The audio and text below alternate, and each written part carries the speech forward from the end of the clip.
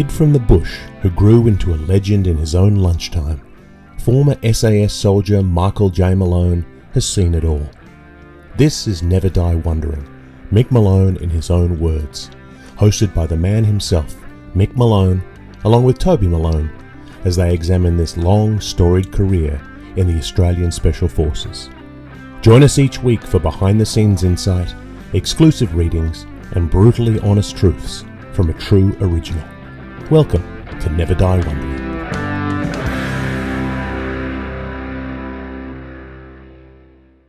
Welcome to episode 31 of Never Die Wondering, Mick Malone in his own words, a podcast that explores the life and legend of Michael John Malone, OAM.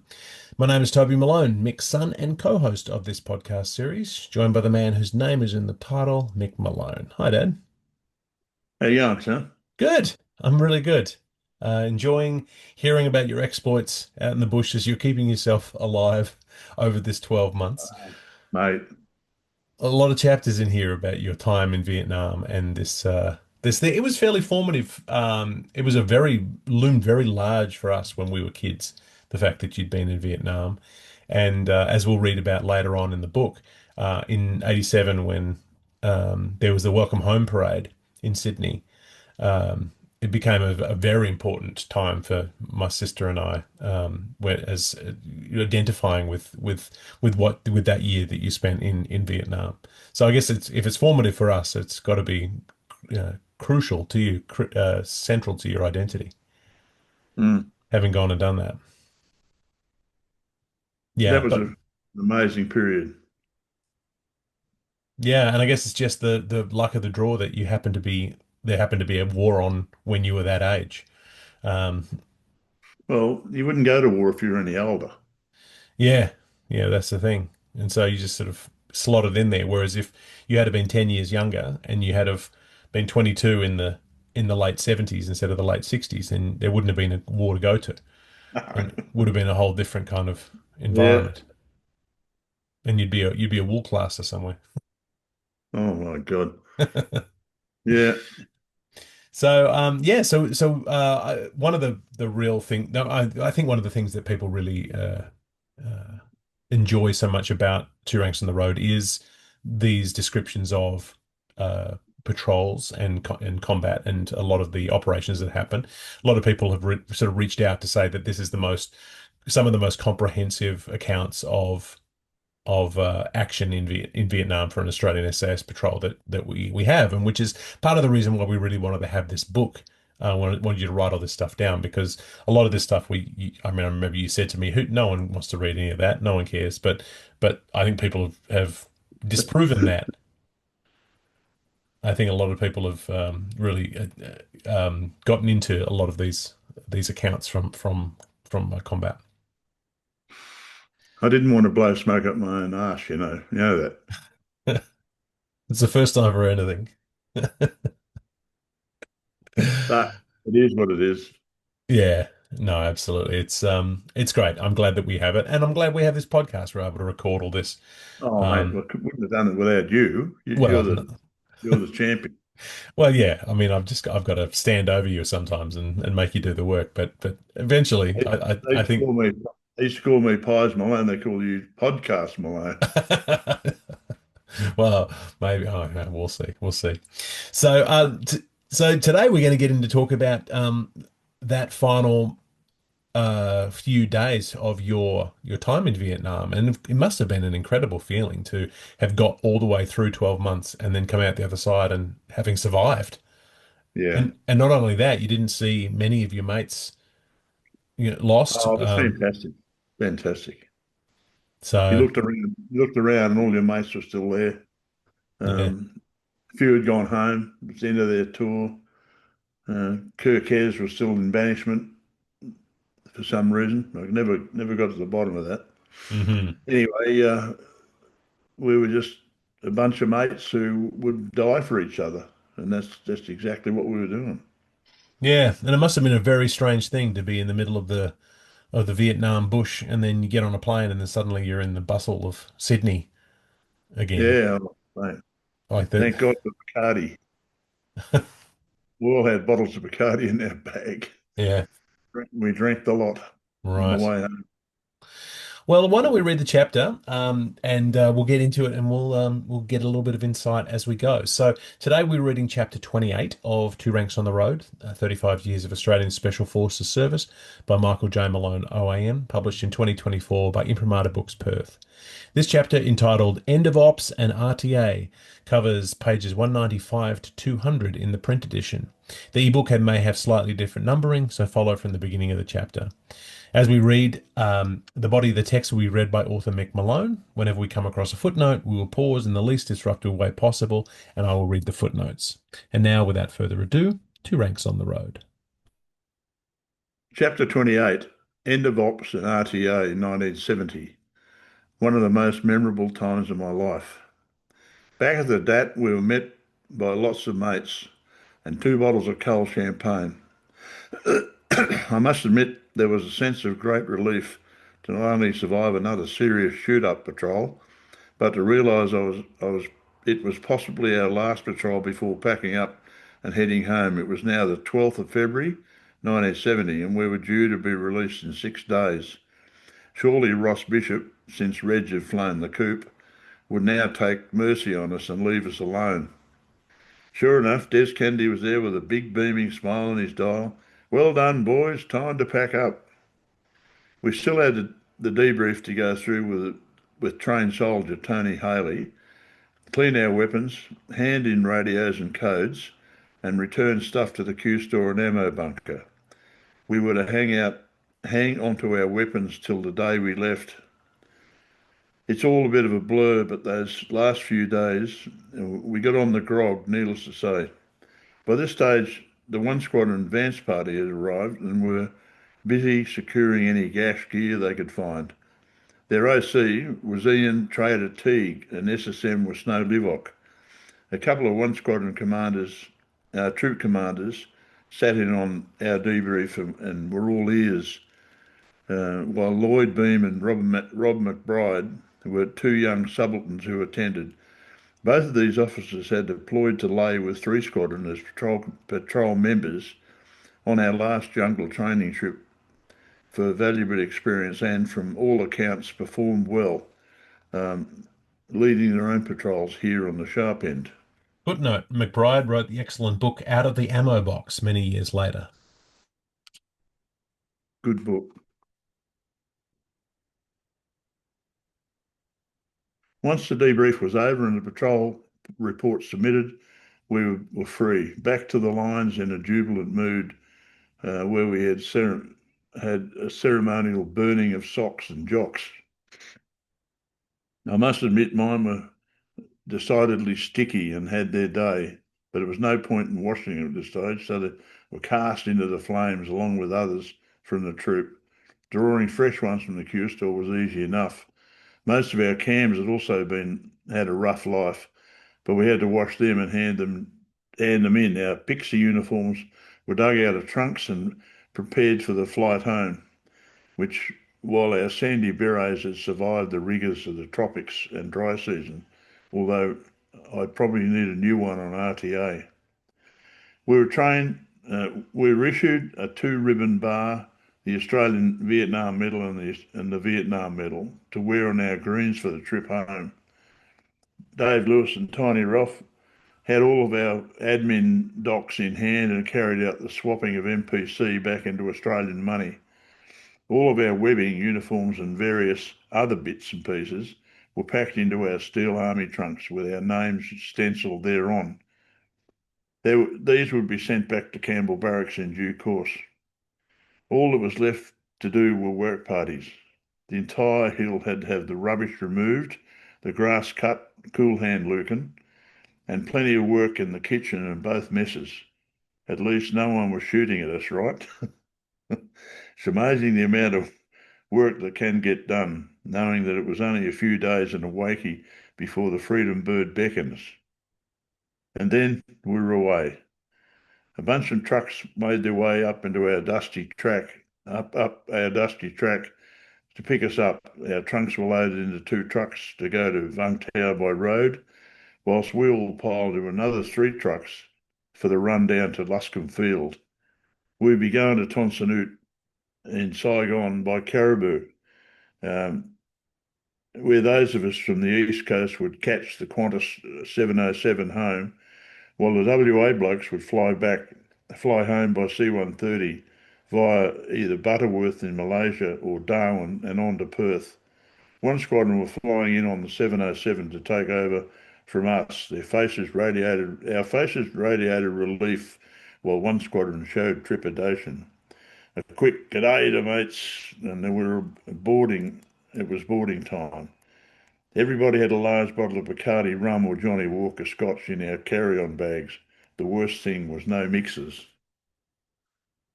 Flying out of Vietnam was one of the most memorable times of my life, with a relaxed but jovial mood amongst us all.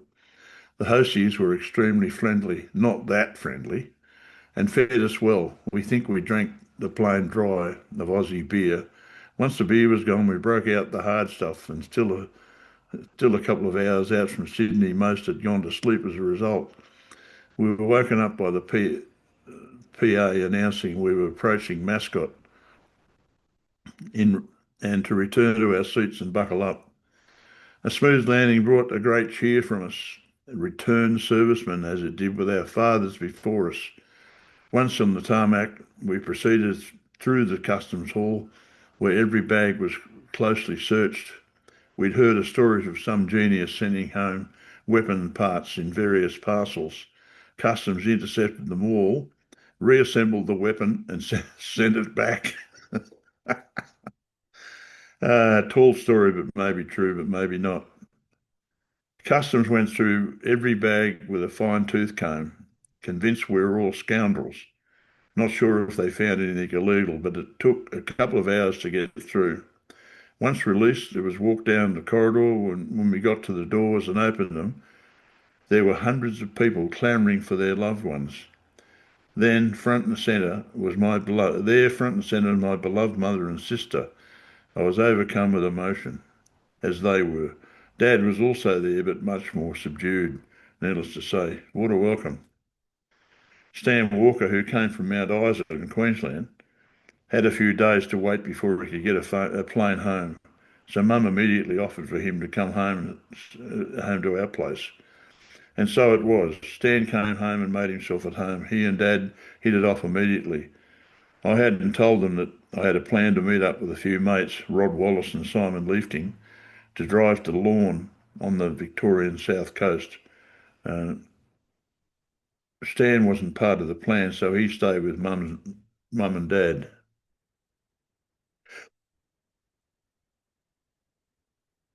Once I reclaimed my car off Mick and Helen, it was only a matter of getting it ready for the haul to Victoria. It was in pretty good nick, although it had been in a prang on Victoria Road where Mick ran up the behind of a car, stopped to turn right, which forced the car to surge forward into the oncoming traffic. Unfortunately, a person died in the car coming the other way. It was purely an accident, and Mick was exonerated. Poor bugger. I really felt for him. And he wrote to me in Vietnam asking permission to access my car accident insurance, which I readily gave. The car gave back to me looked brand new. It was most thankful that they'd looked after it so well. Rod Wallace had gone home to Brisbane to see his folks and then flew back to Sydney to hook up with me. Mum couldn't understand why I had to go so soon after getting home. It was a case of being with the mates with whom we'd put our lives on the line. Ironically, I never did get to do any bush time with Rod and Simon, as they were in other troops. Rod had gone up as a Rio 2 squadron, and by the time we arrived, he'd injured his foot and it had turned septic, which meant he was confined to the hill wearing thongs. Footnote, they eventually made Rod a barman in the officers' sergeant's mess. When we got home, his foot still troubled him, which precluded him wearing boots. So he changed streams and went clerical, rising to the chief clerk of the regiment. This mateship was treasured at the Army Bridge you into. This mateship was treasured. The army breeds it into you. It's a trust thing. We trusted our mates implicitly in the bush, and all survival and covering each other's backs. Without trust, the concept of a small 4 and 5 and 6 man patrols would be impossible, especially in a foreign and hostile land such as Vietnam. And so it was at Lorne, a beachside resort packed with bogans, boneheads, surfers, and hippies. Rod had a friend who loaned us a shack on the outskirts of town for the duration. The aim, the aims were to pull birds and drink plenty of grog.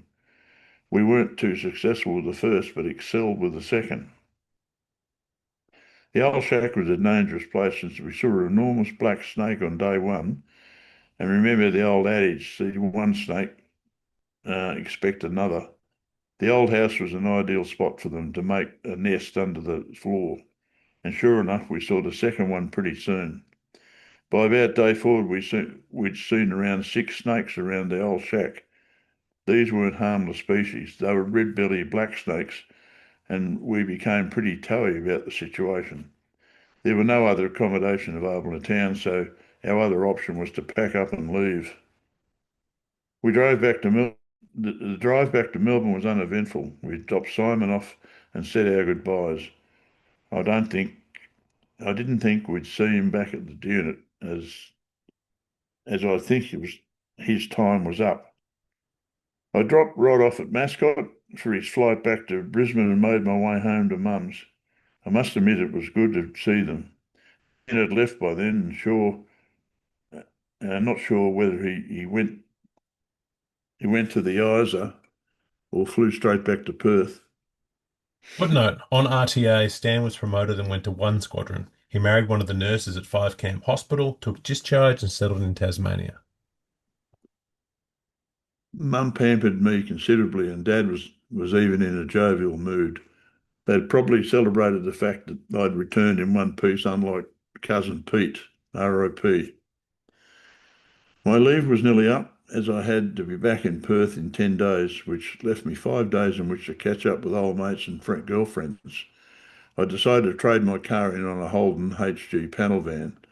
Johnny Ryan and Peter Ryan, Mick's brothers, volunteered to do some work on the van, such as modify the exhaust to a straight-through pipe. Dad was not very happy with this, and it was a pretty noisy, but noisy cars were what we were into in the early 70s, right? God. I packed my gear into the van along with the thin mattress for sleeping. Kisses and hugs all around, and away I went. Took the same route out through the Blue Mountains, then down to Hay and onto the South Australian border.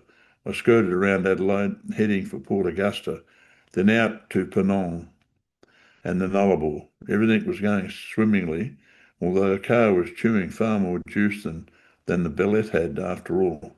It was a six-cylinder engine compared to a 1500cc four-cylinder Japanese donk.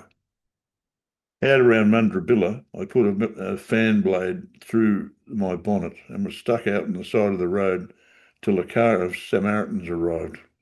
They dug out a piece of old rope and quickly hooked me up. One rode with me and I expected to be towed to the next petrol station.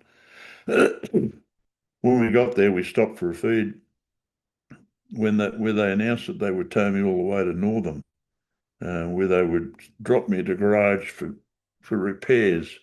I couldn't believe this level of kindness from these farmers from somewhere down near Donnybrook. I was most grateful at this, and it could save me a lot of money, which was running pretty low. Of course, these were the days before credit cards, and so cash was king. We passed through Valedonia and Norseman and on to Coolgardie. That piece of rope held all the way to Northam, where they dropped me as a garage for repairs. Being a stupid youth still, I never wrote down their names or details, so I never contacted them again. They saved my sorry ass, and what did I do in return? Nothing. Luckily, the new fan took only an hour to install, and I was away. The last leg was 60 odd miles, and then I was in the barracks, noisy muffler and all, within 2 hours. Talk about sigh of relief. End. And that was chapter 31 from Two Ranks in the Road, 35 Years of Australian Special Forces Service by Michael J. Malone, as read by the author. All right, so back home.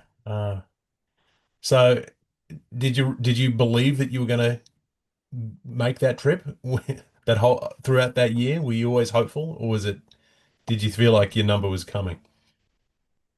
What, a trip across the Nullarbor? No, the trip back to Australia when you were in Vietnam and you finally got Uh, to we- go home. well, we all thought about RTA, return to Australia, but I think most of us had resigned to the fact that we were going to get the chop. Hmm. Um, but you know, Well, it's got to it really was. change. It's got to really change you, sort of facing death like that and going willingly into a place where people are going to be Yeah. shooting at you. Well, that's what training does for you, mate. Training and mateship. Hmm. You go into the teeth of battle knowing full well that you mightn't come out. And do you feel Um, like you were a different person when you came out than when you went in? oh, yeah, absolutely. I thought I'm ready for patrol commander now. Hmm. Even though I was only a bag house still, still only 21. And I thought if I go back to Vietnam, I want to go back as a patrol commander. Yeah. So Which that's what says happened. says a lot about you as into having that kind of ambition, because some people would be very happy just to be a Yeah, yeah. You got to have ambition. yeah, A lot of blokes pulled the pin and got out, and that was that. Never saw them again. yeah. Others, I was never game to get out because I couldn't see myself getting a job. But it's also Uh, interesting that story that you tell about how you arrived back in Australia and you immediately packed up and went off with your mates rather than sit around your my parents' mum was house horrified. because she The last she thing I she wanted to do thought you were gonna was sit. so she thought you were gonna just rest up at their house. The last thing I wanted to do was sit around with my mother. Yeah, no, it wasn't going to happen. Yeah, And those blokes did the same thing. Got off with their mates down the Gold Coast, and it's just a weird thing. You need to be with your mates. yeah. No, fair enough. So how long did you get on leave after you got back from Vietnam? Uh, 3 or 4 weeks, I think. Right. Yeah, And then I you're think I ex was. I think I was yeah. back in the barracks mid-March Mm, after having returned on the 21st of February. I was back in the barracks mid-March. Yeah. right. And it was your mother hoping that you would pull the pin, do you think? No, they never said. They never said. But I think she was quite happy that I was in some sort of meaningful work, Mm, being a bit of a no-hoper. Um, and I thought, well, don't think I could get more meaningful work than SAS. right, Um, and I can see a future there. And I was never going to get out because I thought, what am I going to do? Work with bogans again? right. Nah, it's never going to happen. Hmm. Yeah. So it feels like it was a fairly important moment when you could classify yourself as a returned serviceman. The fact that it was being able to have that as a Yeah, except I still my father, and he yeah. went to an RSL with my father, and the bloke on the front door looked down his nose at me. Vietnam? What's that? You mug.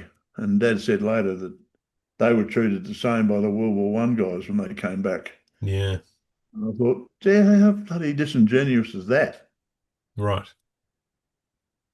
Vietnam was just a police action. God. So I never joined the RSL because of that. Yeah, yeah, yeah. It's amazing. People have. I mean, you can't compare the wars. There are very different kinds of No, conflicts. no. Very, very different. So yeah, and that moment, I'm sure you can still see it in your mind's eye, walking through the doors in the airport and seeing your family there and all the people welcoming you home. hanging over the railing. My Yeah. mother, tears streaming down her face. Ah, it was a big moment, mate. Big moment. Yeah. But it was an unforgettable moment because we never knew they were all there. Right. We're in this customs hall, and the doors open or they open like that, Yeah. and here are all these people, hundreds of people. Amazing. Oh my God, we were heroes. We Yeah. felt heroic. Yeah. And you didn't get your parade for another 18 years, but you certainly got the love of the family, which is good. Yeah, yeah, Yeah. So yeah, there's just that contrast of being in Vietnam, having been shot at, 3 days ago, and then now you're back in Sydney, and you're yeah. It sitting. was, it was a bit weird, a weird sensation. You think I came close to having my body perforated. Here I am, 21-year-old, bloody Yeah. intact lout. Yeah, and then the world just carrying on while you've been up there doing all this. Yeah, You yeah. come, yeah, yeah, just that feeling that, oh, people are living their lives and working their jobs and going to the beach, and as though nothing Yeah. happened. Well, Vietnam wasn't a very popular war, of course. Yeah, There were a lot of people out on the streets all the time, whinging and carrying on and holding up banners. And um, so you felt like giving them all a slap, but,